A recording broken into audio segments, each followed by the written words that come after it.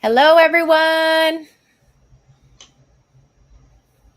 We're letting you guys kind of trickle in right now because we've noticed from the last time that there was a little bit of a lag. So we're just going to kind of wait a couple minutes just to let everybody join who wants to join. Hi, Justina. Hi, Alexa. Hey, Ryan.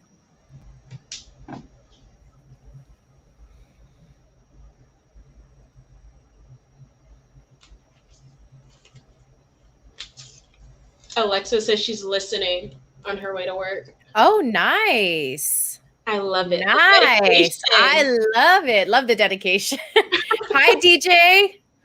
Welcome, welcome. Oh, it's DJ Ducky McQuack. So I had a very unflattering angle last time. So Disney Daily decided to step it up. And she's putting it a little higher this time. So, we're figuring it out. We're figuring it out as we go. Justina, I'm good. How are you? Ryan, my day is pretty good. How's yours? Can't complain. I'm doing good. I'm happy to see everyone in the chat. Yeah, we have a lot of information, you guys. Today is going to be, hi, Mike. Hi, Mike. How are you? We have a lot of information today, guys. So it's going to be a good chat, I feel like. Lots of tea to spill. A lot of tea. Yeah. And if you guys just want to take a moment to see my little Funkos at the back. You have to show us some of your Funkos while we're waiting. Okay, guys, I barely started the Funk. I'm like really late to the Funko train. So I'm just going to say that. But okay, so my newest edition. Oh, no, as I drop it. Not Elsa. Poor Elsa. So this is Elsa. Oh my, poor Elsa. Sorry, Elsa. I have my little Belle Funko. Oh my goodness. I have a Woody Funko. Oh, he's so cute. With his little lasso. And then, last but not least, I have a bobblehead, the child, with the frog in its mouth. I love it. Oh my goodness. That's my little collection, but it's growing. So I like it. Thank you. I don't have a big collection either. Hi, George. Hi, Angelica. Hi. Who else? There was one more. Hi, Tom. George is here. Handsome man George. Hi. Oh my goodness. You found us. Okay, we're 3 minutes in, so I think we're good to go. What do you think, Serena Ray? I think we're good. Ready to start? Yeah. Hi, Prepper Boy. All right. So hello, everyone. Welcome back to Disney Ever After. This is episode number 2. And today we're going to be talking about all the new. And before we get into our chat, I just want to make sure that I say this. We got to say it every time just to remind, maybe new people that are here. Please subscribe to my channel and Serena Ray's because we do alternate between the two channels. So next week it'll be on Serena Ray's channel. So just make sure you're subscribing and you're also leaving us a little love with that like. We gotta do our little spiel every time. So we have to. Yeah, show us some love. We really appreciate it. And we're really happy to have you along with us on this journey because this podcast is new for the both of us. So, we're learning things as we go. We're going to try to change things that we maybe think don't work. And yeah, so I want to just kind of start with a little question for you guys because it's going to open it up into our topic. Put in the chat, 1, if you've ever had an annual pass before, and 2, if you haven't. No shame either way. We just want to know because that's what we're actually going to start talking about first. It's going to be very short. We don't have a whole lot to say, but we did want to mention it because it has been a big conversation lately. So 1, if you've had one before, and 2, if you haven't. And I just had something fall. Oh, wow. There's a lot of twos. Okay. So we'll make sure this segment is very short. We only really wanted to touch on it anyways. So we're going to go ahead and start that. So for those of you who don't know, the Disneyland Resort canceled its annual pass program a couple of weeks ago. And that's kind of a big deal for the Disneyland Resort because that's been going on for years now. And there's always been like different levels to it. There's different tiers, if you will. So the top one was like the premium, and that was including parking. There was no blockout dates. And then you had, I think, 3 or 4 levels underneath that. So I actually had an annual pass this year, or last year I bought it in January 2020. So sadly, I was only able to use it for a couple months and then found out that I don't have an annual pass anymore. So Serena Ray and I were talking, and we're kind of curious, like, what are they going to do going forward? Because while annual pass holders might not spend as much money as tourists, for instance, because obviously they're going so much, they still make up a really big base. And they still are buying stuff when they're in there. I feel like they also bring some sort of magic into the park as well because they know the park so well. So I wrote it down his name because I always forget his name. The CEO, Bob Chapek. He was asked about what would basically be happening going forward. And he basically alluded to, we're going to ask our annual pass holders when they usually go to the park.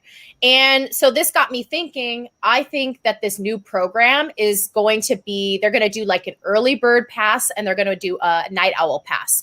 So maybe, for instance, you'll notice that some individuals will be going to the park earlier in the day. They might have kids, for instance, while some are more night owls like myself. We're also thinking that they're going to have annual passes that are just for the weekends specifically, and then just for the weekdays specifically. So I think they're going to really use this opportunity to rebuild the annual passport program. And I'm kind of excited about it because the last couple of years has been really, really overcrowded in the parks. So I think they were just waiting for the right opportunity to unplug the program and then rebuild it. So what do you think, Serena Ray? What do you think they're going to do for their new annual passport program? I think they might mimic some of the passes that Walt Disney World does. So, like, remember we were talking about how, like, they have an Epcot pass? So, like, even if you go to the website, guys, you'll see it says they have a Epcot after 4 annual pass. So after 4 p.m., you can get into Epcot, like, all year round. And they also have like a water park annual pass, and then they have one just for like water parks after a certain time. And then Walt Disney World also has a weekday select pass. So just like Disney Daily's talking about, maybe they'll do just at night, just in the morning, and then just a weekend. So that is like a strong possibility. And they might even do like just a California Adventure or like just a Disneyland pass too. That might also be an option for them. Yeah. Yeah, I think they're going to do something where it limits the amount of people that are going in at one time. So I actually think that this could work. It's just a matter of how well, they roll it out. That would also mean that there's going to be, cutoff times, right? So if you're, let's say, an early bird pass holder, then, you can't be there all day. So like, at what time is it cut off? And how are they going to be able to distinguish, who's an early bird and who's a night owl? You know what I'm saying? But the way that it's worded in his interview, it sounds like that's the way they're going. They're going to start to base this off of times and also what days of the week people go. Yeah. It'll be interesting to see how they monitor. Because once you go in the morning, like, how are they going to clear out the parks? Yeah, exactly. So it'll be interesting to see, like, are they going to turn people's, like, magic? No, you guys don't have magic bands. Oh, my goodness. Yeah, we don't have magic bands. Because I was going to say, like, if people are using their magic bands, like, of course, it can do, like, beep, beep, beep, because usually that's what it does here if it's an error. But you guys don't have magic bands. Yeah. And I thought you guys were going to start getting them for a minute. Your resorts, at least. Yeah. Also, I want to just ask the chat, which Disneyland park is considered your home park? So press 1. You don't have to be an annual pass holder. Just like which one are you the closest to that you would travel to? 1, if it's the Disneyland Resort in California, or 2, if it's Walt Disney World in Florida. We're just curious which one is your home park. So we'll know also like how familiar you are with our lingo. Yeah, like the bracelets and stuff. We want to know like what are you more familiar with? So I see a lot of 2s. So that's why I'm like, I forgot that you guys don't have magic bands.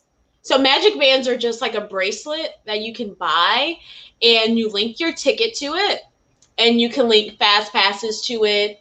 It normally holds to like all your information. So if you scan it at guest relations, it'll tell them about your dining reservations, your hotel stay. They can see so much of your information for your stay and help you better.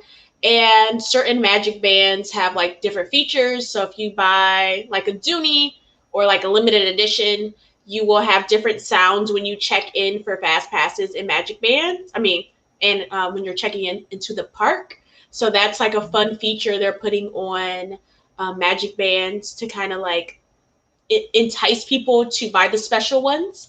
So like you'll see different, like WandaVision has limited edition, only 1,000 magic bands. Certain ones like in Galaxy's Edge, like Michael has I don't know, it's like red. It's one of the red people, and it makes a lightsaber sound, and it turns red. Somebody said in the chat the magic bands are going away. So I'm interested to see. Well, magic bands are going away for the resorts, and when I say that, they're no longer giving it to you for free. So when you stayed at a resort at Walt Disney World, you were giving a free magic band, and depending on how early you're like how far away your stay, you were able to customize your magic band. So now they are keeping magic bands, but you are not getting them for free. You can still buy them, and they're trying to now, because they don't want people at front desks because of COVID and all that stuff. They're trying to send like more so like cards and like using things online where they don't have to come in contact. Because the magic bands used to live at front desk. So if someone lost it, they would have to go to front desk. And then you have people at front desk that has to handle your magic bands, scan it. And sometimes it took a long time. And you will go back and forth from the resorts and everything else. But you can still get it discounted if you're staying at a resort. Yes. I see some of them are like $5, but they're not free anymore like they used to be. Okay.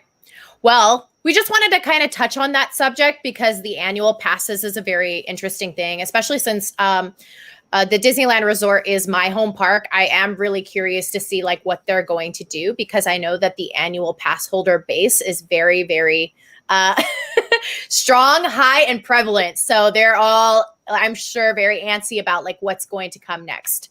But this is a great segue. We're going to kind of segue into new stuff coming to the parks. So one of the things that we want to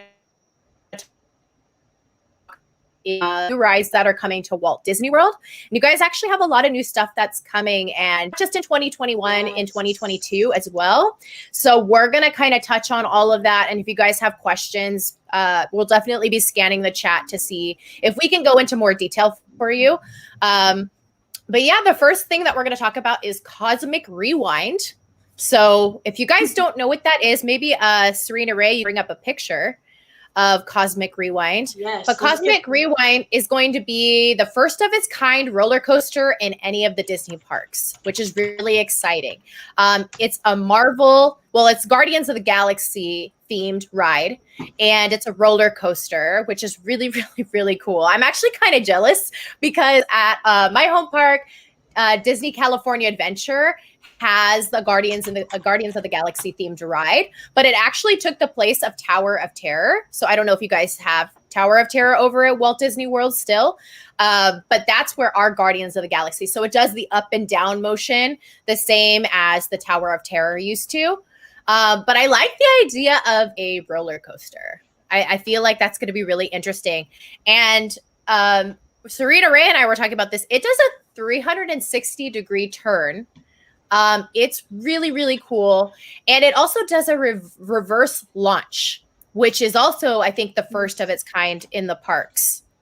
And for those of you, I don't know how many of you are familiar with, I know we were talking about it last night. Her version of the Mummy at Universal Studios is different from my version of the Mummy in California. But so in our version of the Mummy, you're on a roller coaster, right? It's normal. You start off normally. You take off really fast in the beginning. You get to a wall and you stop. Yeah. And then you just reverse on the same track. So you can't see the track anymore. And it's like the coolest experience ever. It's a very short ride. But that's basically what they're bringing to the Guardians of the Galaxy ride, the roller coaster. They're saying it's a reverse launch, which I think is going to be super cool. I don't know how many kids will want to ride it, but yeah. Serena Ray, I think it's going to be kind of like teacups mixed with teacups mixed with Yeti. Oh, so that's if you've been on Expedition Everest, because we do go backwards, you guys, if you haven't been to Walt Disney World, like you have that launch, and then when you get to the tracks, and the storyline is the Yeti ripped the tracks out. You shoot backwards to go to the other area where you're going to launch, and it switches tracks. But in Rewind, you're like constantly kind of like moving. Yeah, and at first, I thought it was like, I was like, oh my goodness, this is going to make people sick.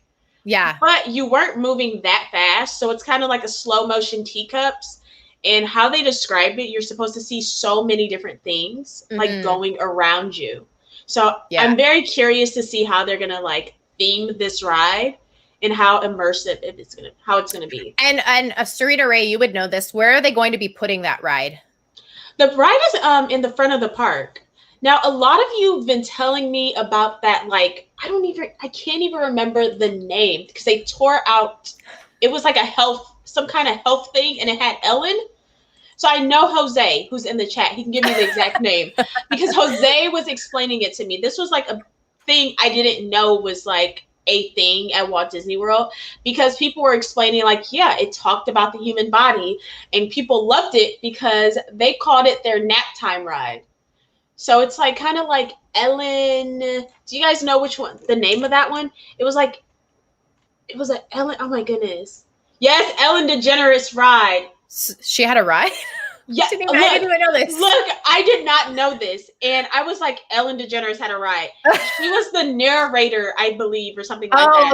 Okay. That makes more sense. I thought she was just like popping up and was like, no, but that's what I thought too. And that's why I'm like, it's Ellen's Energy Adventures. Ellen's Energy Adventures. And you were like going through the body and all that. And I was like, that was a thing at Walt Disney World. So that's what they're going to replace it with? Yes, they're they're gutting that building. So some of the ride is going to be in that building, and I think it's going to be the queue. And then they have a huge building that they built for the indoor ride. So they painted that like a sky blue, I guess, to blend in with the sky. I don't know. You can still see it.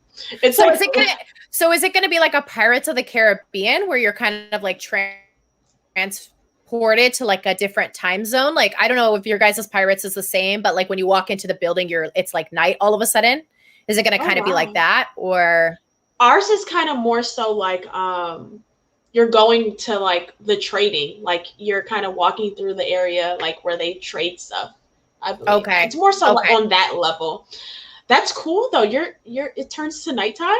Yeah. So like we have signs. No, like when you walk, so you're like in the little queue outside, right? And then once you step directly into like where you see the boat, it turns into nighttime. And that's where they also have like the Blue Bayou restaurant.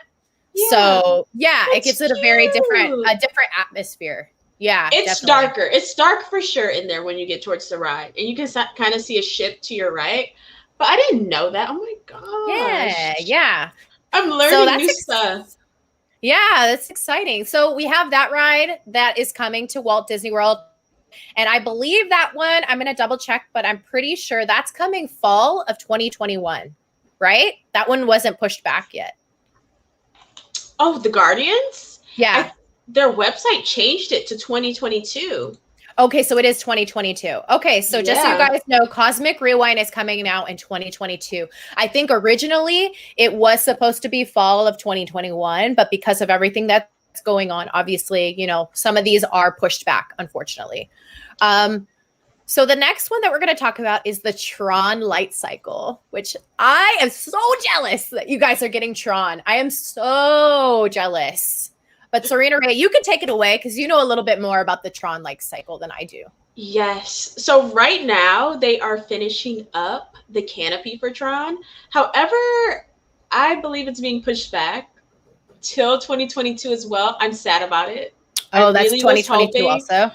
Yes, I was hoping that it was going to be for the 50th, but they are extending our 50th celebration for 18 months. So that is good. So it's still you can kind of say it's still for the 50th because that's also, just a plug really quick. 1 in the chat if you have seen Tron. 2 if you have never seen Tron, because I'm going to be looking at you guys. I'm like looking down here. I'm going to look at you guys. You better have seen Tron. 1 for Tron. I've seen it. 2 for I haven't seen it. Sorry. Oh, Serena the Ray, movie. Serena Ray. Yes, you guys have to see the movie. It's really interesting, but I'm very excited about the canopy, but our 50th anniversary did extend for 18 months. So I guess that's how they're or 8. Yes. No, 18 months. We're going to be celebrating months. for 18 months, the 50th Wow. anniversary. So it's giving people more of a chance to celebrate for the 50th because as you guys saw, like they have the outfits for Mickey and Minnie. They have new decor for the park. So each one of our iconic pieces in each park is going to have a new makeover. So that's cool. Earth is going to be illuminated in their amazing like new color. Tower of Terror is going to be illuminated at night in a different kind of color and designs. The Tree of Life is also getting a makeover. That's so cool. They're yeah, just and the all out. and the castle is going to get a nice 50th like circle plaque thingy majiggy. That's what the picture said. The concept art has like a huge circle 50th for the anniversary. Wow. And I like it because it's really it's look very classy. And I know you guys were telling me about the 25th where they made it what was that? Like ice like candy castle or something like that, or the cake castle. Okay. So I've noticed too, they've randomly started selling 25th magic bands with the cake castle. So that's something new. So they're trying to like get you excited, and it's like it looks like most of the chat has seen Tron. So you guys, I feel like we are in for a treat. And if you do want to see it, there is already a Tron light cycle in Disneyland Tokyo. Yes. So you have to watch the videos. Yeah, this isn't like the first of its kind, but it's like the first coming to the States. So that's pretty cool. Did you know that they have time limits for the international rides if they want to bring it to the US? What do you mean they have time limits? So like Tron, they had to wait, I think it was 5 to 6 years before they bring it to the United States. So like is that to push people to travel? I have no idea the reasoning behind it, but that would make sense. Yeah. Maybe like the only place you can see this Tron is if you travel to this specific Disneyland park. So that's why too, when people start saying like certain rides, like internationally, they would love to see in the US, they have a time limit before they even consider bringing it to the US for us. So they usually wait like 5 years. Tom said it's in Shanghai. Is it Shanghai? It must be Shanghai. Yes, it is Shanghai. I always get Tokyo and Shanghai mixed up. It is Shanghai. Okay. I do too. Yeah, Shanghai. Okay, because I knew it was sorry, guys. I've only been to one Disney park. Sadly, don't attack me. I've only been to Disneyland Resort, so I don't know much about the other parks. That's why we have Serena Ray. Serena Ray and I. We both know, from coast to coast. Yes. We know those two. That's how we fill you in. I always get them confused though, because I'm always thinking of Tokyo Sea. Yeah, it's so pretty. Yeah. So I'm really excited for the light cycle. I think it's going to be a really, really cool concept. It looks like you are going to be sitting like on a light cycle bike, like you're not in a buggy or anything like that. So I am really interested to see how they do this. Yeah. I'm very excited. I'm very excited to see what the inside looks like too. I'm waiting. Yeah. Yeah. I'm waiting patiently because I keep seeing the canopy go up. And I think it's something amazing to watch a ride, even though we are not the actual Imagineers, but being able to see it at the park go up and you kind of like, ooh, they're adding this. Ooh. It builds excitement for that ride. Yeah. And absolutely. it's really amazing to see it. And to see the work. To see how like that looks like a pile of dirt. Yeah. Oh now, like once you walk in and it's so immersive, you're like, wow, this is what they did. And I think it gives you a greater appreciation for sure. Yeah. So we're going to move on. Sorry, guys. We have so much. We're going to kind of, get it out as fast as possible and try to talk about it. And so the next thing we're going to talk about is the Ratatouille section that came to Walt Disney World. 1 in the chat if you've seen Ratatouille, 2 in the chat if you have not seen Ratatouille. Again, I'm going to look at you and I'm judging you on this one. If you haven't seen Ratatouille, I highly suggest tonight you have family night and you pull out Ratatouille because it's one of, in my opinion, one of the best Pixar films. It is. Okay, we have a lot of that rat. Good. That's the way it should be. I love how Justina's like, one. Like, for sure, I've seen it. So what can you tell us, Serena Ray, about Ratatouille? Because you kind of already saw it, right? I've seen the videos, and I've also been able to experience going under the arch. And when you go on the Skyliner at Walt Disney World, you are able to actually see inside the land, like over top. So it's cool to see the little signs lit up at night, and you have some of the famous like little signage from the movies, and it's really, really exciting. But right now, we only get that little like walkway, which sucks. Okay. I want them to open up the rest of it for you to kind of like walk around and experience. But you get the walkway and you get the restroom area. Could you actually like step near the ride entrance or no? It's all blocked. So they still have that area blocked off. So I'm assuming closer to summer 2021, they're going to start like opening that area up, and you're going to be able to take pictures. They're going to have a crepe area, like some kind of crepe restaurant. So I'm excited about that because they're also adding that. And it's nice to see that France is having an extension too, because France is one of my favorite pavilions over in Epcot, and it's really pretty. Oh, and that's where it is, right? Yes, it's so cool. That's so nicely themed. That's going to be really nice. And it's like nice too, because when you see France, they do have an Eiffel Tower, and they kind of do that perspective thing. But you get to go kind of like, you either go forward because they have a Beauty and the Beast like sing-along thing. So when you go forward, you see Beauty and the Beast. Then you have that fancy restaurant to your left, and then you can actually go around the corner because you can go to a cafe, and then it's also like an ice cream shop there. So now they're adding a crepe restaurant there, and then you have the Ratatouille ride. So it's really amazing. I like this question from Jenny, and maybe you would know, Serena Ray. When is the approximate opening for this? They haven't said anything yet. So I'm assuming. Okay. Let's guess. Yeah, let's guess. What would be your guess? I want to say May. I think it would be in May. And I say that because that's the start of the busy season. Either May or June. That is the start of the typical like busy season at Walt Disney World. And normally like theme parks release their new rides around the beginning of summer, late spring. Well, honestly, it's all done, right? Like there's nothing left. It's done on the inside. It's just a matter of opening now, basically. Yeah. For them to hire people to manage the ride, for the restaurant next door, like that's in there, like right next to the area. So it's just a matter of having them plan it out, the logistics, and then just opening it. Yeah. Yeah. Just so you guys know, for those of you who don't know what the Ratatouille ride looks like, basically it's going to have a similar concept to that of, I don't know how many of you would know this. Maybe Serena Ray could give you an equivalent in Walt Disney World. But it's going to have that same concept of Rise of the Resistance. So it's a trackless ride, which I think is really cool. So basically you're just kind of you're in this little like buggy and you're going from room to room to room.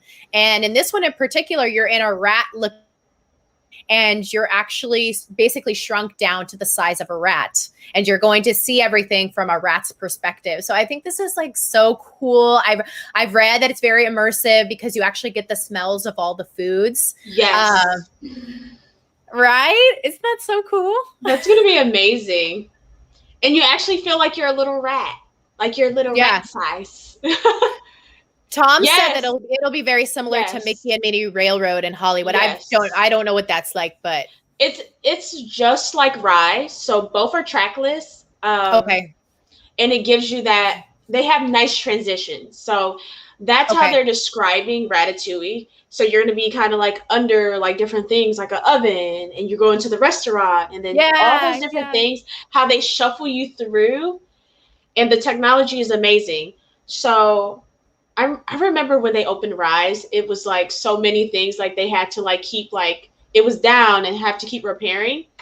Yeah. So then they did better with Mickey and Minnie's because they don't have that many problems anymore with neither. So I'm assuming this one they have figured out the technology, and they like found the perfect like that perfect sauce for like it's not going to be shut down, like randomly. But you can also probably look forward to hearing from cast members soon to trying the ride, because that's what they normally do. They allow cast members to sometimes bring guests depending on like like the levels. You'll hear a lot of people talking about they just rode the Ratatouille ride very soon. So once you start hearing that, then that means like it's very close to opening. Yeah. And if you guys know anybody like in your family that works for the Disneyland park, have them jump in the chat. We'd love to have them here. I always love that perspective of actually working for the Disneyland parks. So yeah. I think we're gonna shuffle along.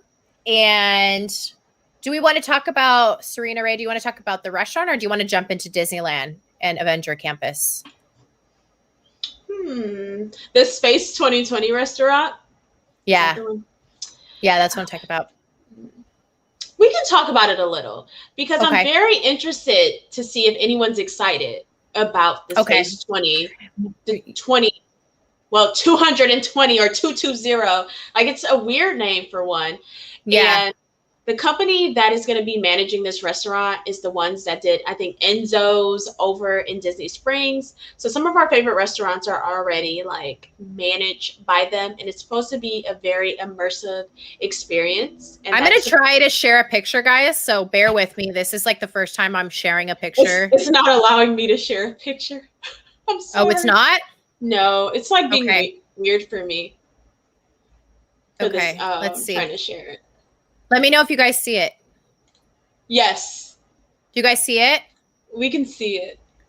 Okay, so yeah, it's called Space. I think it's 220 or something like that. If you guys look, you can see.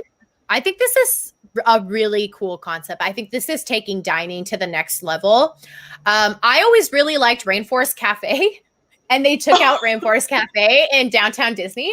But it was like, honestly, it was a restaurant where you walked in and you felt like you were in the jungle. Did you not? I did. Have you been to Rainforest Cafe? Okay, I'm just going to say this. It scared me. The sounds when you're eating. Like, you'll randomly hear, "Rawr!" And I'm like, oh my goodness. But I liked it because it was immersive. Let me see if I can get it closer. But it was scary. I don't know. It was pretty scary for me. I'm just going to say that.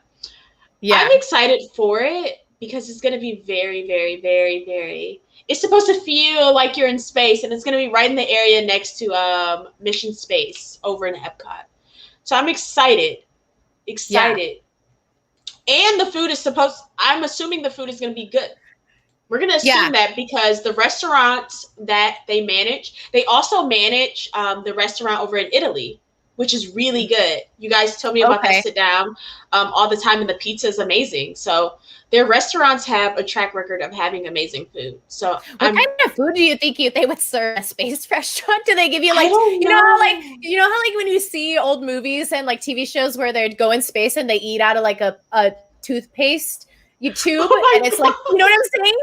Like, what is the food gonna be like? Oh my gosh. I would love to see it. I don't know. Have you ever had astronaut ice cream? Because people tell me that's amazing. I've never had that either. And they sell that at Epcot. It's like it's an ice cream bar that's like it's warm, but it's good from what I hear. So it will be interesting to see. I love it. Lisa knows freeze dry. Eating some freeze dried as we watch Planet Earth from far away. Eating the freeze dry. I don't know. On one side of the park, you can eat underwater, coral reef, and on the other side, you can eat in space. It is, you know? And it's a mix between American and international cuisine, or whatever that means. That's scary. Yeah. That's scary. That is... Honestly, we'll see, right? Scary. Like, it would be interesting. Zach said he wants to eat it. You know what? I give you props. I don't know if I would particularly care for some freeze-dried food, but not to each his own. not me whatsoever. I don't want to eat freeze-dried food. It's just crunchy, dry ice cream. Yeah. Yeah. I have no idea, guys. But that is all they have told us so far. They keep pushing the date back for it. Of course, because of the closure and then COVID and everything else. You can assume, that was going to be pushed back. But I would guesstimate if they open it this year, it's going to be sometime during the summer. If not, it's going to be kind of like early next year. Yeah. You want to try it? Everyone's saying they want to try it. They want ice cream now. They want to try it. Y'all are wild. Okay. So the next thing that we're going to kind of move on and talk about is Avenger Campus, which is coming to the Disneyland Resort. And we actually have some really interesting that Serena Rice shared with me yesterday about why one side is getting Marvel or Avenger Campus and the other side isn't. So we're going to get into that. But just in the chat, how many of you are excited about Avenger Campus? 1, if you're super excited. 2, if you could care less. They also kept losing head chefs. Oh my gosh, really? But yeah, so basically, Avenger Campus. Now, I know a lot about this because I have seen the construction going on for a while now. It is going to be located at Disney California Adventure. Okay, so a lot of people are excited about Avenger Campus. Yeah. I would think so because it's pretty cool. So basically, what we already have right now is called, like I said earlier in the podcast, it's called Mission Breakout: Guardians of the Galaxy. So I think because of that, it opened the door to basically constructing this whole new land. And originally what was in the place of Avenger Campus, for those who are from California and know what I'm talking about, it used to be a Bugs Land, which was a really big area. I mean, this was a really big stretch of land in California Adventure. So that's where it's going right now. There are several different things they're planning to have as highlights in that particular land. And one of the main ones is the Spider-Man Web Slinger ride, which I think is going to be really, really cool. If you guys want, later on, I can go in and edit and leave in the link. I did a whole video on what to expect for Avenger Campus. So you guys are welcome to visit that video as well. But basically what's going to be happening in Web Slingers is you are going to be Spider-Man. And what it looks like is you're in this, again, kind of like a buggy, and you get to shoot webs. I get a feeling it's going to be kind of like Toy Story Mania meets Astro Blasters. I think so, because you're supposed to shoot webs. So I think you're going to have like a little machine or something where you shoot the web and you're supposed to help Spider-Man. And you also, it comes with 3D glasses. So it kind of gave me some Universal vibes, because a lot of, I don't know about for you guys over there, but Universal Studios in California has a lot of like 3D rides where you absolutely need glasses in order to get the full effect. So yeah, you're going to be in there. You'll be shooting webs. Comes with 3D glasses. I've heard that they actually got Tom Holland to voice the animatronic Spider-Man Yeah, I heard. in there, which I think is really, really cool that they were able to really commit all the way and bring that to life. Yeah, Serena Ray, did you want to also kind of touch on, or maybe I'll go over some of the other stuff and then you can touch on why Walt Disney World doesn't. Yeah, you can go over some more. I mean, okay, you can explain all of it and then I'll say why. Okay. So the other thing that is a really big thing that's coming to Disney California Adventure in the same area is called the Sanctum Show, which is going to be a Doctor Strange themed show.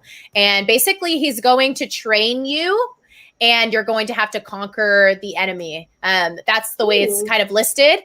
So it gives me that, it's similar to that of like when there was a show that they used to have in Tomorrowland. I don't know if they still have it, but a lot of kids would get up and they would do Jedi training, basically. And then Darth Vader would come up or would come out, and then the Jedi, the kids would get a chance to go against Vader kind of thing. So I think they're going to do something similar like that. So it's a big old show. I think it's going to go, we used to have a 4D show of It's a Bug's Life, and you had to like go underneath the ground in order to get to the show. So I think they're going to put the Sanctum Show there. I'm going to guess. Another thing that's coming is called the Quinjet. So you'll actually be able to step foot inside a Quinjet, which I think is so like, I never thought that would happen. And that's like one of the coolest things. I don't think it's a ride from what I've read. And maybe I'm going to scan through the chat. I don't think it's an actual ride, which would have been really cool. But I think you get to like walk through. I think you'll be able to take pictures with it, that type of thing. Yeah. And the last thing I want to mention is Pym's Test Kitchen, which is going to be a dining option that is going to be offered in this area. And it's actually an Ant-Man and the Wasp themed restaurant. So everything that you get is very experimental. So for instance, they have a chicken sandwich and the chicken patty is huge. Like you guys need to go. That. I'll bring up a picture. Actually, let's bring up a picture. I feel like it was like,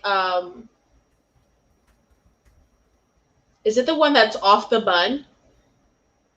Yes. There's two little buns. Yes. Okay, hold on. It's like this I'm German. Sharing. What did Universal sell for some of you? It's like that German whatever thing I hate. Can you guys see it? It's humongous. Do you see that, you guys? That's scary. Like it. So it's this huge, and all of the food is like that. I saw a giant pretzel. There was like giant. Oh, you could see the pretzel there actually too. But this chicken sandwich is huge, and then they have two little buns on each side. So it's going to be really, really great experimental food. I think. I have really high expectations for this land. So we will see. Hopefully, it measures up. Hopefully they won't let me down. But we're going to talk about, so something Serena Ray and I were talking about was why is it that Disneyland Resort is going to get the Avenger Campus and Walt Disney World is not going to get anything similar? Because Walt Disney World, I would argue, is like the newer, more advanced park, like it is. Yeah. Like Disneyland Disneyland Resort is the first park. And so I was always curious, like, why would they bring it, there and not over there? And she actually told me something really I didn't know about. So go ahead, Serena Ray. I'm very surprised you didn't know about that. And I don't think a lot of people knew about the licensing agreement between Marvel and Universal for the theme parks. So when you're east of the Mississippi, you cannot have any of the Marvel stuff inside the theme parks. However, did you guys hear that? That's insane. So what did you say? East of the Mississippi? Yeah. So Walt Disney World is east of the Mississippi. So we can't have anything Marvel except Guardians of the Galaxy. That was not included in the licensing agreement at the time. So that's why we're getting a Guardians of the Galaxy ride. However, because it's a newer movie. Yeah. Okay. So it's on the newer side.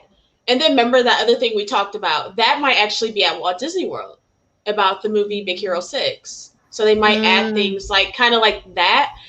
So that's why if you go to Walt Disney World, we do have a Marvel store, like at Disney Springs, where you can buy Marvel stuff, but you will not see it in any of the theme parks because of that agreement.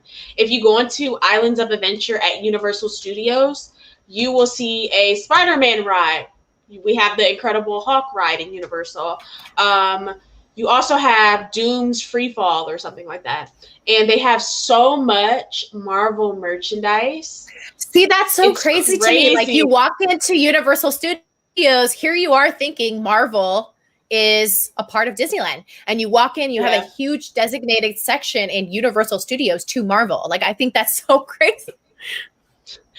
They still have The Simpsons, and Disney just recently purchased 20th Century. And they still have a Simpsons ride, and they already have the licensing agreement for all that stuff. So they were able to buy agreements before the purchase that Disney made, but it's still in their parks for so many years. So it was very interesting to see. I think, though, it makes it a very unique experience for Disneyland, because now you have to go to Disneyland for Avengers, opposed to like being able to go to any park. Because it's kind of like, you guys are going to get Mickey and Minnie's Runaway Railway, and we have Runaway Railway, but you get like a slightly different experience. But if I go to either one, I can experience that ride. But now, like, Ryan, so they own it, but they don't. Basically, that's the best way you can just explain it. They own it, but they don't.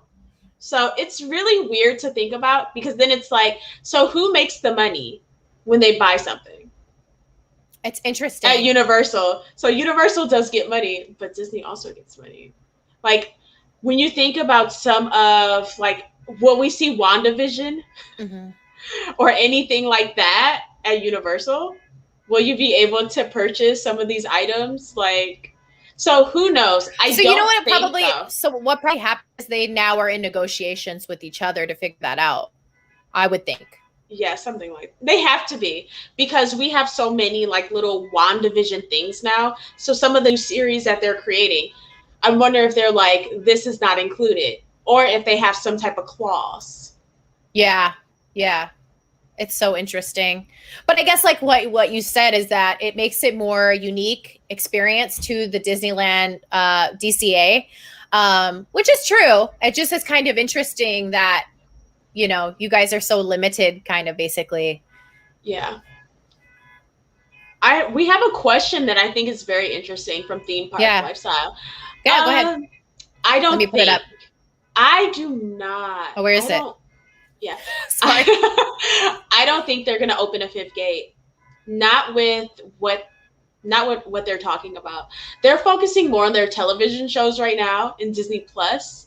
I do not think they're going to pour. It's not likely they're going to pour money into the theme parks, because once the theme parks close, they lost a lot of money, and it takes a lot to run a theme park opposed to a streaming service where they can make more money. And I just don't see them opening. I don't see them opening a fifth gate.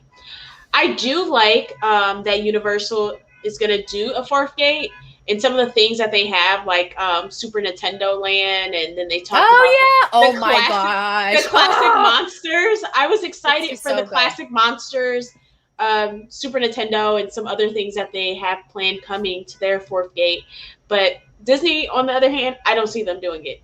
But I can dream. If they did a fifth gate, I wanted it to be completely evil. I wanted it to be everything with villains. With villains. But I mean, you can dream. I doubt they'll ever do that. But if they were to do a fifth gate, I want like Maleficent's castle or something like crazy, or like a huge dragon somewhere where grown-ups can go and be scared. Not scared, but still. You're like, I can see Hades, or I can see Maleficent, or I can see Cruella. Like, they all have their own like ride, because they're starting to make the movies for the villains now, and it's becoming very popular. Look at you with that segue. I know. That segue, though. Okay. So that's our next topic. I think we're good on the Avenger campus. If you guys want, also, afterwards, obviously the video will still be up. You're more than welcome to leave questions in the comment section. I always go to my comment section and I try to get back to everyone. And like Ryan and Justina can vouch for me. I always go back and try to answer any questions or anything like that. So if you do have any more questions about this, I'm more than happy to answer them. But you guys are all, you're all pretty caught up, it looks like. So our next thing that we're going to kind of transition into is talking about some of the new movies that are coming. And since we don't have a whole lot of time, we're only going to focus on like two really big ones, or the two we think are going to be maybe game changers is maybe the best way to put it. Maybe, possibly. But Cruella is one of those that we both think is going to be a game changer live action remake for Disney. And I say that with confidence, and you come at me later on if I'm wrong. You can tell me that no. Like, but this is okay. So here is my opinion, and then we'll talk about the particulars. So my opinion is that the Disney live action movies, and I'm talking about all of them, I feel as a whole have not been successful. For me personally, I have enjoyed them. Okay. But if I was to be realistic and be like, do I think most Disney fans have enjoyed them? I would say no. I think a lot of them have done a poor job, and here is why. And I'll tell you the one exception. Here is why I think they are not successful.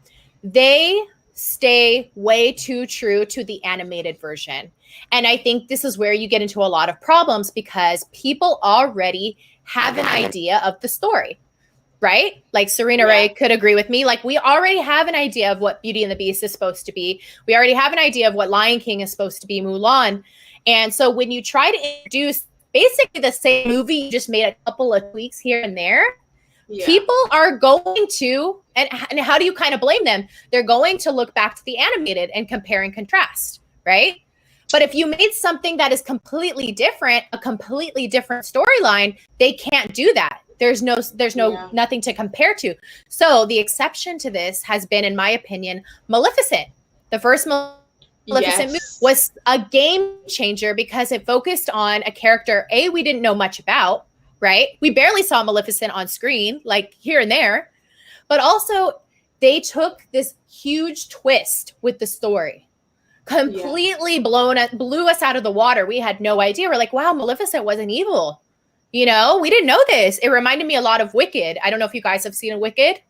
Yeah. But Elphaba, we learned that Elphaba wasn't a wicked witch at all, you know? And so I think Cruella, just to like connect it back, I think Cruella is going to do that same thing that Maleficent did. And it's going to talk about somebody that we have wanted to see for a very long time. So many questions about her backstory, her full story. And I don't know. I personally think it's going to push Disney live actions in the right direction, which it should be these new storylines that we've never seen before, focusing on characters we want to know more about. What do you think? I completely agree. I want her to stay completely evil, though. Actually, I love Maleficent because I always felt like it was never Maleficent's fault. Okay, fight me if you want to. Even in the movies, I'm like, he had to do something to her because I am a stan for Maleficent. I'm like, no one just wants to like go pick on a baby. You know, like the parents had to do something. Like, what did they do? Yeah. Like, how they acted towards her was just like, it was more to the story. And I like that we had no clue what it was. We were left in the dark and they were able to tell a story.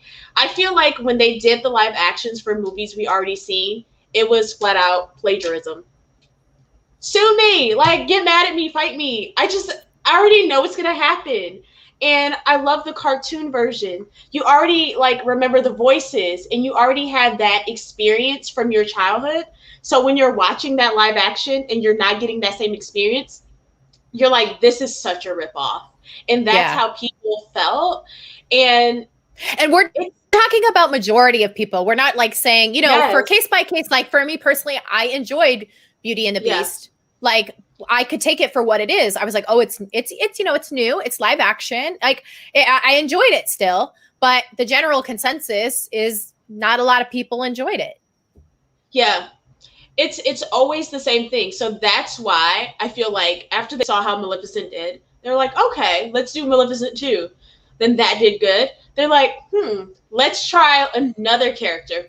So I think they're gonna kind of start going more towards like these characters that they have not explored, giving backstories, and I think that is something interesting. And they have a lot of story room to work with. It's a lot of wiggle room for them to tell a new story. In the chat, put a 1 if you would like Disney to start making more films focused on the villains.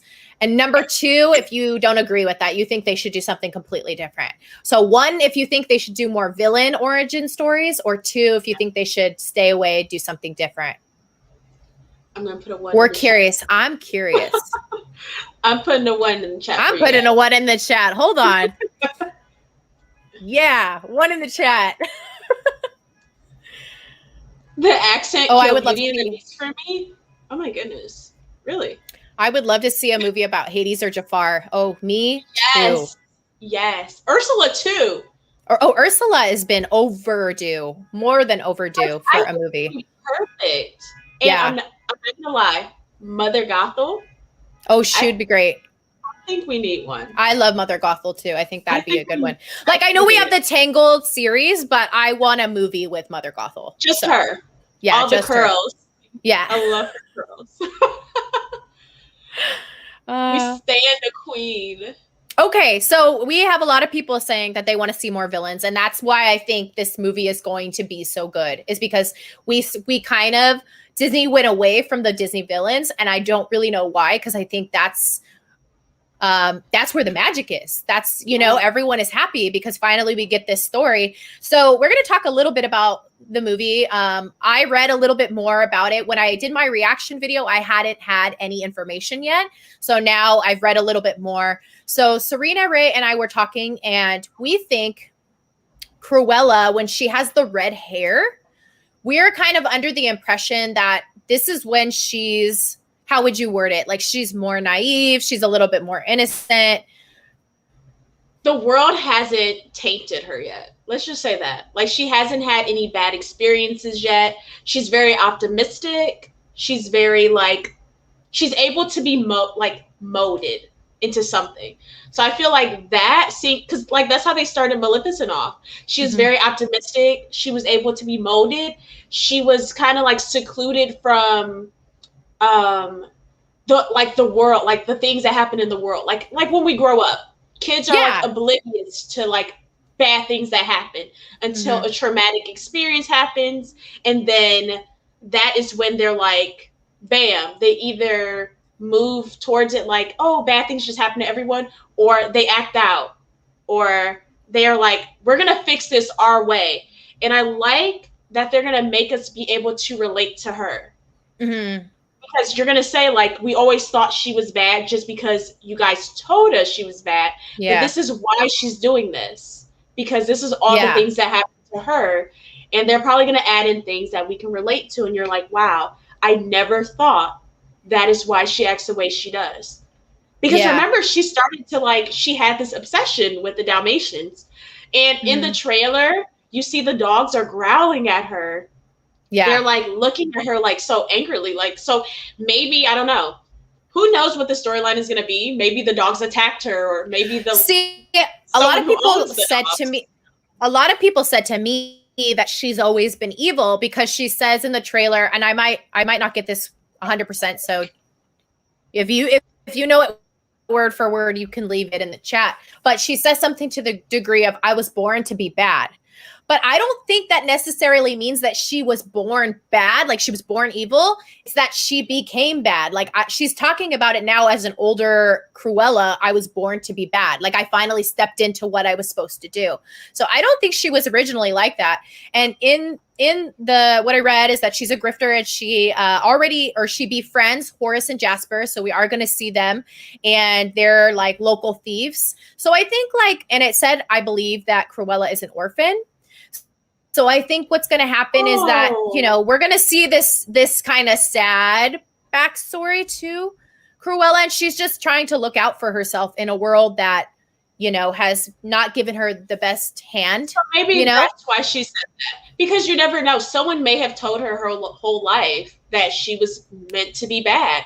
And she was like, no, she's probably optimistic, trying to do the right thing. And then she just said, like, she just finally probably like broke and said, no, I'm done trying to, you know, try in this world, which we can relate to. Like when you have things that happen over and over and over again to you, especially if she's an orphan. Maybe her parents were like, I don't know, maybe something happened to her parents, or her parents said mean things to her and like reiterated that. Or maybe everyone, because she was an orphan, reiterated that statement. That becomes like some kind of like iconic piece. And that's why they included it.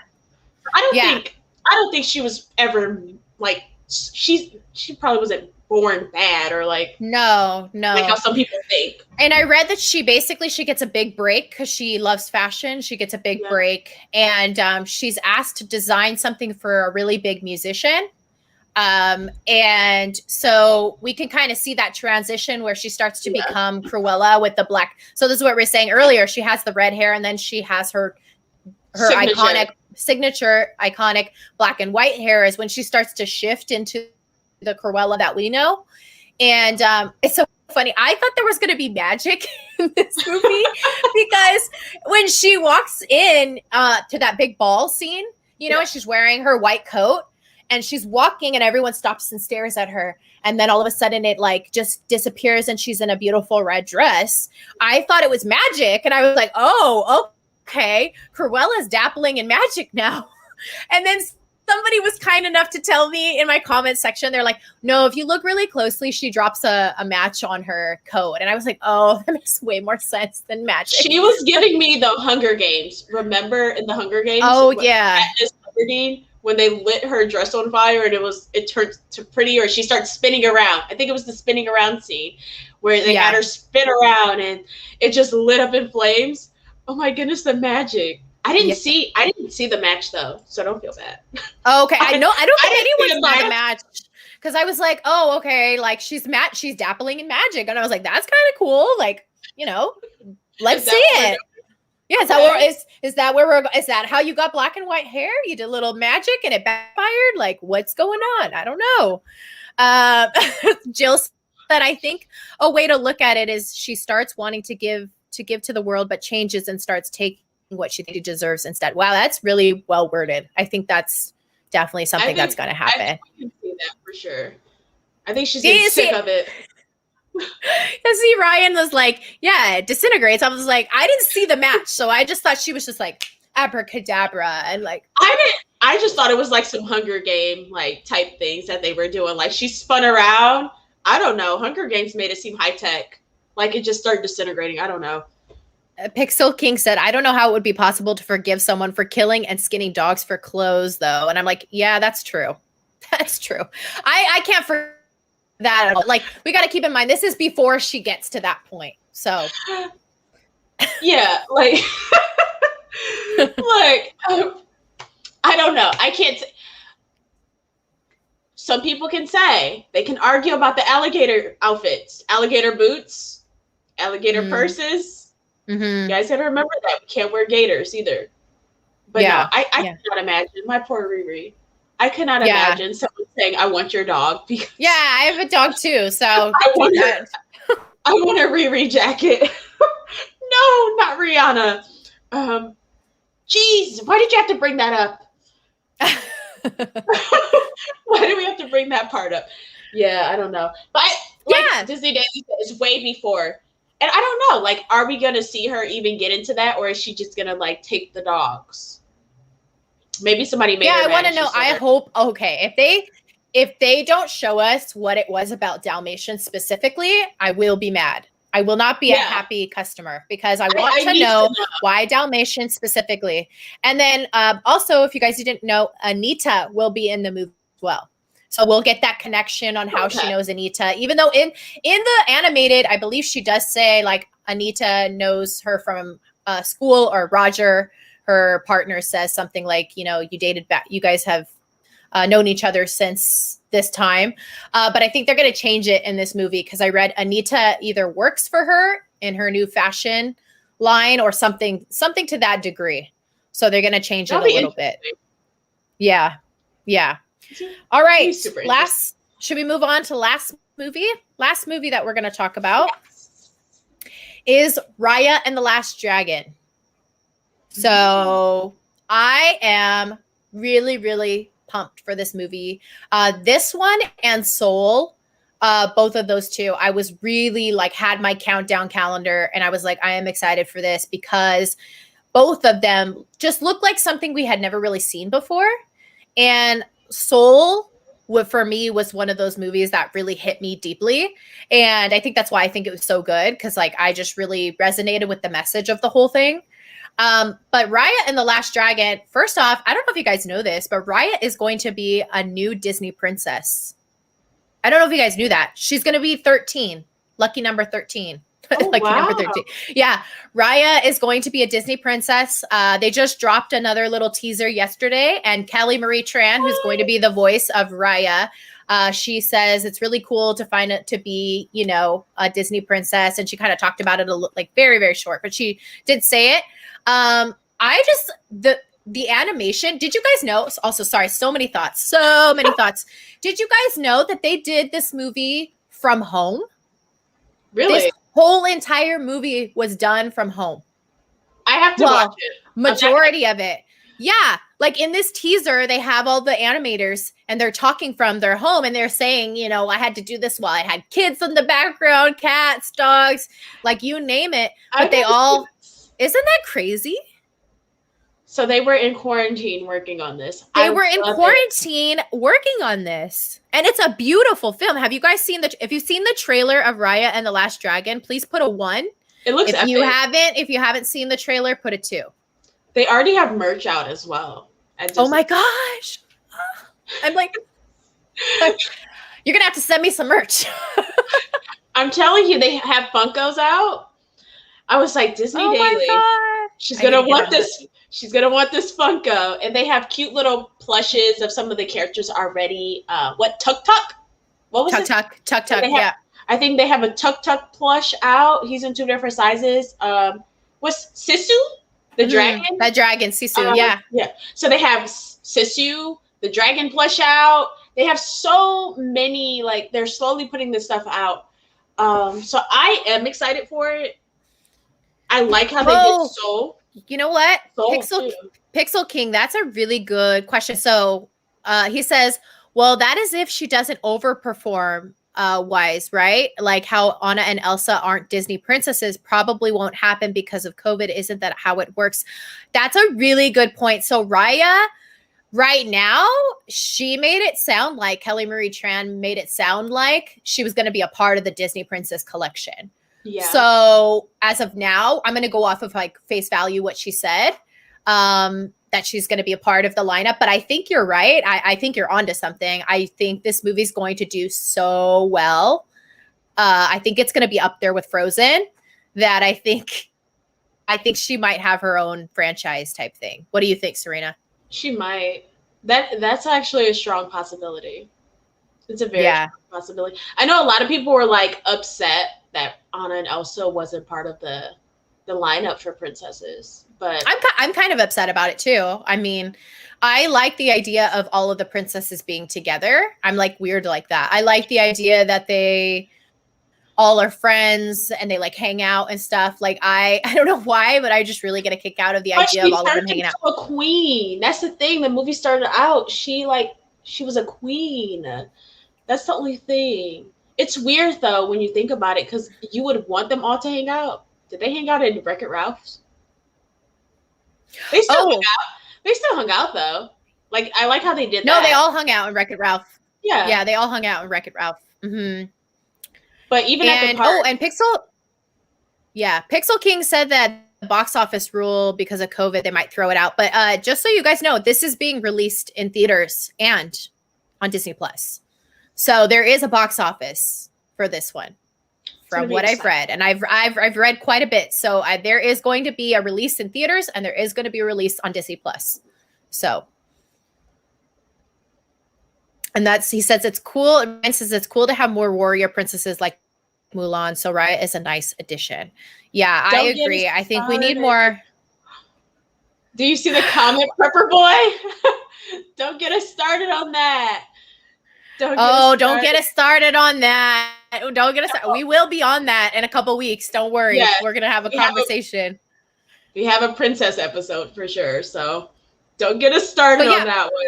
You know what, though? I think Raya and the Last Dragon is one of those movies that's going to rope in everybody because it is a warrior princess movie and everyone likes action movies. Like, I think it's like for the most part, like nobody's like, oh, I don't want to see an action movie. Like, I think the fact that it's an action movie is going to draw in those people. The fact that it's animated is going to draw in the people who are like myself, who love animated movies, no matter like, you know, who's putting it out. And then also the fact that it's a Disney princess, you know, the Disney princesses have like a really big following as well. So yeah. What do you think, Serena Ray? I'm just looking at the comments stirring the pot for the princesses and I'm like, stop. We are not going down this. We are not going down that rabbit hole. Not this time. Not this time. I think it would be a good thing if she gets her own franchise. I do think so too. It gives room to tell more stories though. You got to remember that too. It gives them room. Yeah, that's true. Yeah. Yeah. Because if they wanted later on, they could do like a spin-off TV series or something. If it's successful, they could do like a TV series on it. And then too, if she's not classified, she doesn't have to follow like kind of like some of the rules for the princesses. Yeah. And they can do more stuff. So they do have like kind of like a criteria, you know, that they try to like stay in. So it doesn't limit them if they make her like her own franchise. It doesn't limit their creative as well. That's what Frozen 2 was amazing. I loved Frozen 2. I'm a Frozen stan, so. Hello. So I love Frozen 2. They didn't have to stay in that like box. It's not a bad box to stay in because it keeps the princesses like in line and what to expect. But I also like that they are giving the freedom to like explore these new topics with royalty. So we'll see how it goes. We'll see how it goes for Raya. Yeah. Yeah. All right. I don't know if we should touch on I'm going to leave it up to Serena Ray. Serena Ray, should we touch on what we talked about yesterday for the end of the podcast, or should we open it up for questions and kind of finish off that way? I think we should open it up to questions. I think so too. Because they're already going crazy about the princesses. Yes. Okay, so if you guys have any questions about anything that we talked about before we say goodbye, leave it in the chat and we will try to get to the questions and have a nice little discussion about it. Yes, you guys have time. And as a reminder, while we're waiting for you guys to leave your questions, next week is going to be on Serena Ray's channel, episode 3. Do you remember what the topic is? Episode 3? I think it's snacks. I think it's snacks too. I think it's snacks. Let me double check. I think. Okay, I'm gonna put the first one up. When Disneyland opens, will you be doing live vlogs like Serena? I plan to. I'm going to go about it in the safest way possible, personally. So I don't know if I'm going to go right away or if I'm kind of going to wait it out a little bit. But I do plan to do vlogs. That is something I have really wanted to get into. So I will definitely be doing it. I just can't say that it's going to happen right away. So yeah, I hope that kind of answers it. Thanks for that question, Prepper Boy.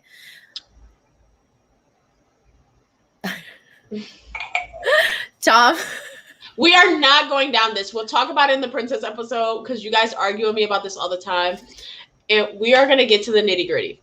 I promise in the princess episode. But okay, it is snacks. I think this might be another question.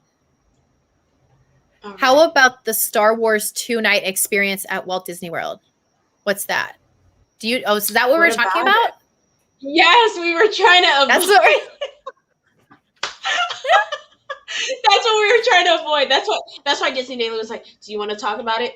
So they did So when I was working there, it was originally, I believe, 3 nights, and it was supposed to be very immersive. You come in on this, I think you take a bus there, they tunnel you in, you were going to wear the clothing, you were going to get the whole 9 yards. You were going to get on the ship. They were going to make you feel like you're going on the ship. Then you get to your whatever area in the hotel, and you are completely immersed. You are not able to leave this experience. When you pay for this, you're going to Galaxy's Edge, and then you're going back to the resort. So we are talking about, for those who don't know, we're talking about Star Wars right now. The Star Wars hotel that I was trying to avoid.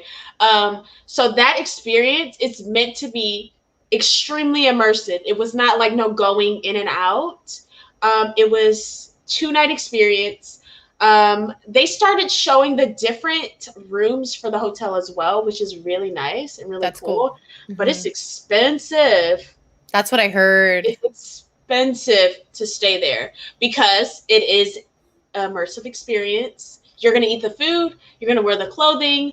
You're going to interact with some of the beings that you see there, like you see in the movies. You get to see the droids. You get to make a lightsaber. You can go and make a droid at Galaxy's Edge.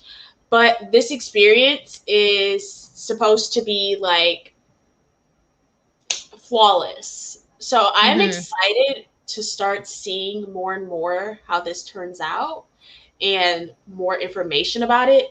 But I know it's still scheduled. It's still on schedule for this year, I believe. Yeah. So next, hopefully that helped answer a little bit. Shadow says, what Disney animation always impressed you growing up? I would say, this is going to sound funny, but we also talked about this last night, was Atlantis, The Lost Empire, always blew me away. So we talked about the underrated movies. Yeah. We talked about Atlantis. We would love for a live action.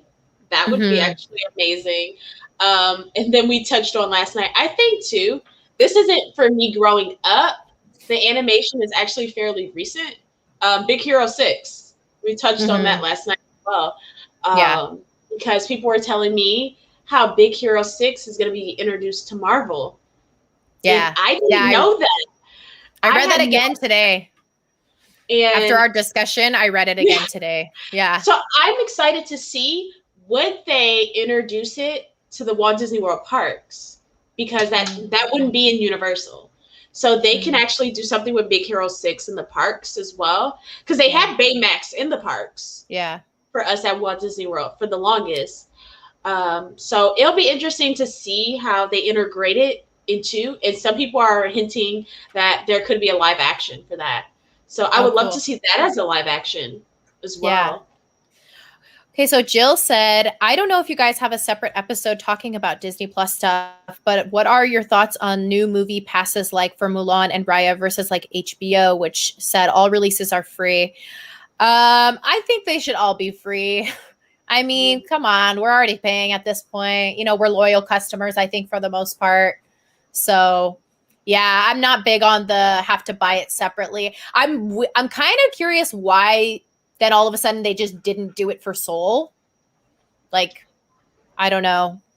What about you, Serena? They didn't pay for. You didn't have to pay for Soul. I didn't pay for Soul. I think they knew after Mulan how long it took for people to pay for that. They wanted to probably try to measure it. But the whole Raya thing, you have to remember too, okay, HBO is technically not free because you pay as an add-on on your cable bill or whatever. So that's technically how HBO can get away with it, I guess, in a way. But still, I don't know.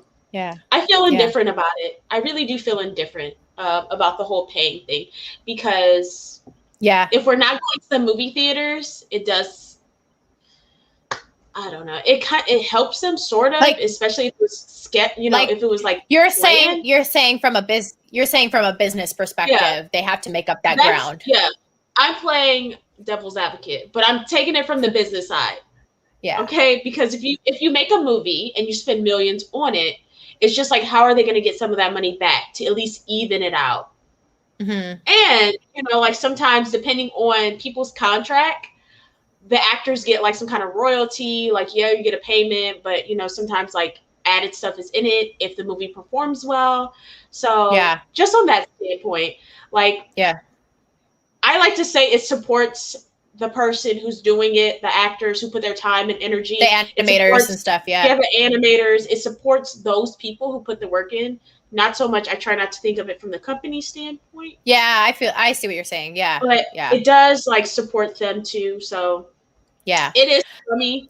I'm not gonna lie, it's crummy having to pay for it because you already pay for Disney Plus. But things like HBO, you also already pay as an add-on to your cable bill. So it's kind of like, yeah.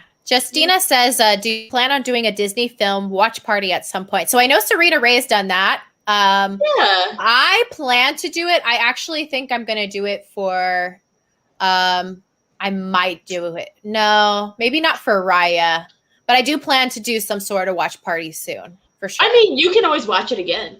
Yeah, I'll probably, if anything, I'd watch it again because I want to give people the time to watch it and not be like the first one on the internet who's like, da-da-da, and then somebody accidentally clicks on and then, I don't, although, you can't show it. So never mind. Yeah, you can't show it online. Yeah, I'm good. You're still good. You're still good, but you should do a watch party. Let's see. Am I missing? I think that's all the questions. Oh, Treasure Planet. Somebody talked about Treasure Planet was underrated.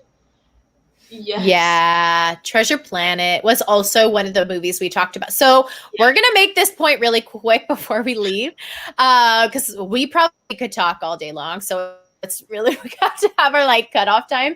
But Serena Ray and I were saying that so going hand in hand with earlier how I said the live actions should really focus on the villains. They should also focus on, when they don't want to do the villains, focus on the most underrated Disney films and do a live action of that. Kind of acting like a revamp, a reboot of that movie. Because there's nothing really to compare it to because it wasn't very popular at the time when it came out. Now Atlantis has a cult following, right? Yeah. But when it came out, it didn't have that really dedicated fan base. So now I think it would do extremely well. Also, what a beautiful movie to bring to life as a live action. It would be gorgeous. Yeah. It would be really pretty. So I hope, you hear rumors online, but you hope that they consider and they do something like that in the future because I actually like Atlantis. Yeah, and Treasure Planet is also one of those that we were saying didn't get a lot of love when it came out. Is a really cool movie and a cool concept. When you watch it, if you guys haven't in the chat, definitely take whenever you have time, watch it. But that is something really cool to see on live action, actually done in real life. I agree. Because it's people. Yeah. Finally. Yeah.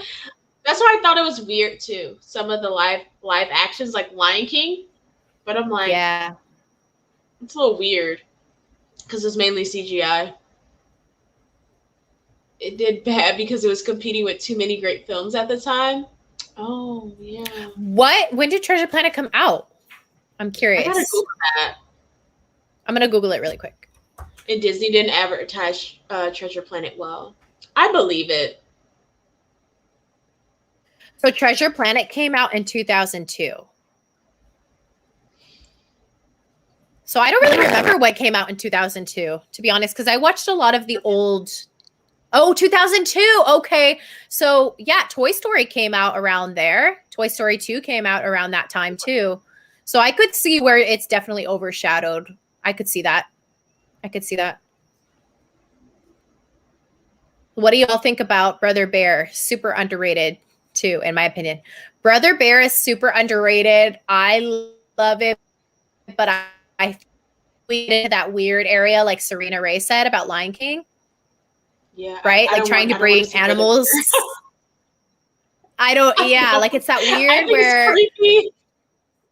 Well, because we got into that area with Lion King, a lot of people were upset. Okay, so a lot of people were upset with Lion King because they didn't get the same emotions as the animated. So like animated Simba could show you he was very vulnerable and sad, but the live action, because they made it so realistic, you couldn't really get those same emotions. So that's what I'm worried about with Brother Bear, is that's the same kind of is right there, right?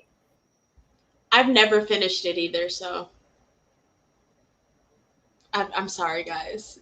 Don't attack me in the chat. I've never finished Brother Bear. It's cute, but I just never finished it. I think this is a question for you, Serena, because I don't know what the World Showcase is. What Disney movie should be tied in to each World Showcase country? Norway. And Frozen is Norway. Yes. Okay. Frozen. Yes. Frozen should stay in Norway. Let's see. In Canada, what movie will we put in Canada? I mean, Belle is, of course, in France. So Beauty and the Beast is in France. In Canada, yikes, you're giving me hard questions, Prepper Boy.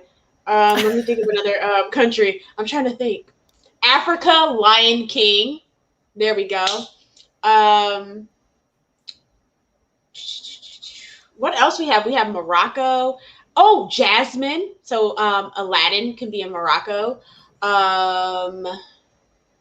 Big Hero 6. But that's San Francisco. The movie takes place in San Francisco. And that was in the front of the park. You guys are giving me this hard question. I don't know. Happy birthday. Happy birthday, Duck Quack. Happy birthday. Brother Bear can be in Canada. Yes. Yes. I can see Brother Bear in Canada for sure. And we'll do one more. We'll do one more country. Let's pick China, Mulan. Bam. There we go. I'll give you guys that. Maybe we can do like a fun thing on the channel where we go to each country and say what movie. Germany would be Rapunzel for sure.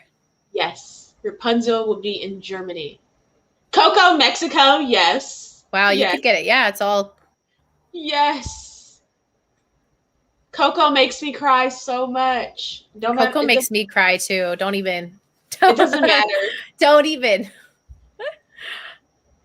Okay, I think we did most of the questions, right? Yeah. Yeah. Good. I think we're going to leave it here. So thank you guys so much for tuning in to the second episode of Disney Ever After. And like I said before, as a little reminder, if you came in a little bit late, next week's episode will be on Serena Ray's channel. So make sure you go ahead and subscribe. It's going to be, again, same time, 3 p.m. Pacific and 6 p.m. Eastern. And we look forward to seeing you guys there. And thank you so much. Serena Ray, anything you want to say? No, I don't think I have anything else, but happy birthday. I see someone's birthday is in the chat. So happy birthday. And yes, next week, episode 3, we are talking about snacks.